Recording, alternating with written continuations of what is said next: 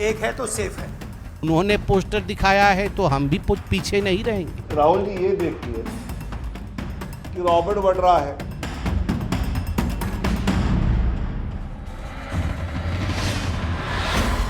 महाराष्ट्र विधानसभा चुनाव के रण में सूरमा आमने सामने खड़े हैं। इस बार महाराष्ट्र के जो सियासी समीकरण दिखाई दे रहे हैं उसने इस चुनाव को बेहद रोमांचक बना दिया है। पिछला चुनाव महाविकास अघाड़ी जीतकर भी 5 साल सत्ता में टिक नहीं पाई थी, और तो और महाविकास अघाड़ी के दो प्रमुख दल रहे शिवसेना और एनसीपी में भी दो फाड़ हो गया, जिसका फायदा हुआ एनडीए खेमे को, और उसने महाराष्ट्र में गठबंधन की सरकार खड़ी कर ली थी। महाराष्ट्र की जनता ये पूरा सियासी पिक्चर देखती रही। अब उसके सीने में क्या सुलग रहा है वो उसके जनादेश से साफ हो जाएगा। लेकिन इस बार के समीकरण क्या कहते हैं और अब की बार महाराष्ट्र विधानसभा में किस खेमे की सरकार का झंडा बुलंद करने जा रहे हैं, इसे समझते हैं।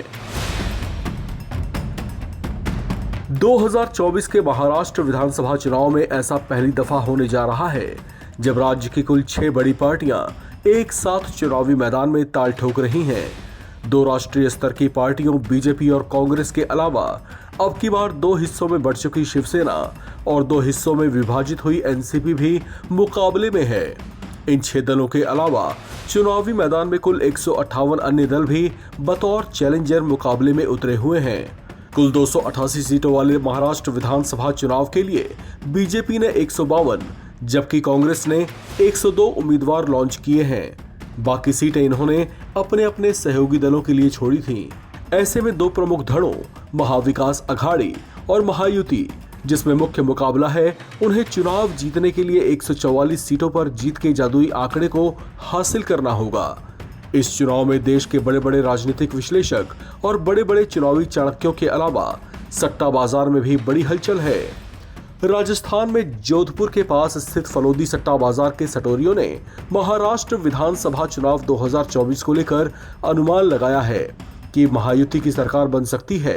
महाराष्ट्र में बहुमत का आंकड़ा 144 सीटों का है।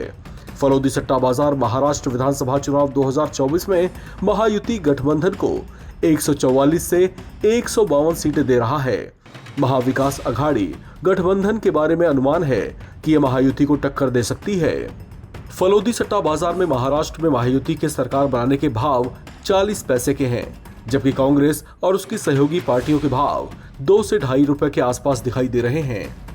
कुछ पॉलिटिकल थिंक टैंक्स का यह भी मानना है कि जिन 76 सीटों पर बीजेपी ने अपने कैंडिडेट उतारे हैं उनमें से कम 50 सीटें ऐसी हैं जो भगवा के प्रभाव वाली मानी जा रही हैं। चर्चा है कि यहाँ पर हिंदुत्व का एजेंडा इस पूरे चुनाव में खासा प्रभाव छोड़ सकता है। ऐसे में कम से कम 50 सीटों पर तो बीजेपी का पलड़ा भारी माना जा रहा है।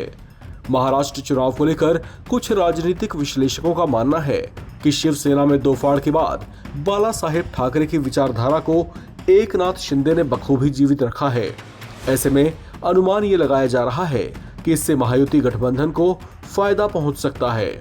चर्चाओं के मुताबिक बीजेपी ये मानकर चल रही है कि कांग्रेस और उद्धव की शिवसेना यूबीटी का स्ट्राइक रेट खराब रहेगा।